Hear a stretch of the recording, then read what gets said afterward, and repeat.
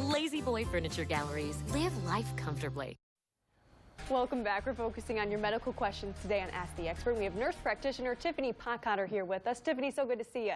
Good to see you too. Well, the first question we have for you, Tiffany, says that I saw in the news that suicide deaths increased by 45% among Ohioans and 56% among youth ages 10 to 4. How do I know if someone I love is feeling suicidal? Well, these statistics are definitely alarming. So in Ohio, 5 people die by suicide every day, and 1 youth dies by suicide every 33 hours. So if someone is feeling depressed, don't ever be afraid to ask them if they're having thoughts of self-harm.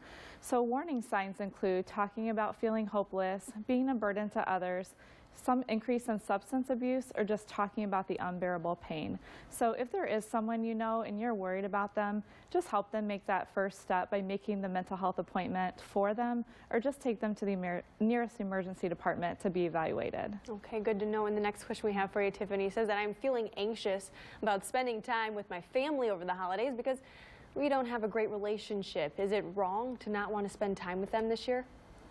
Well, holidays can be a stressful time of the year for everyone, especially when there's tension within a family. So society and tradition have geared us toward equating holidays with family time. But keep in mind, you're not obligated to visit anyone if it threatens your mental health. So just have an honest and open conversation with them about why you're not visiting this year. And remember, your goal is not to persuade your family to agree with you, but it's just to take care of your own mental health. All right, and Tiffany, the last question we have for you says, the time change in the darker days making me feel pretty blue and unmotivated. What can I do to get through the winter months? Yeah, I can empathize. So this can be a tough time of the year, but there are many things we can do to kind of help us get us through. So light therapy is a common natural remedy. So we use a light box to replace the lack of sunlight.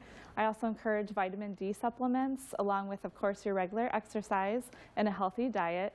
But also just keep activities on your calendar. So that keeps you connecting with others and avoiding that social isolation we're drawn to. But I would say if your symptoms are lasting longer than 2 weeks, it's time to talk to a mental health professional to make sure you're not experiencing a depressive episode. All right, Tiffany, thanks so much. We appreciate you being here with us this afternoon.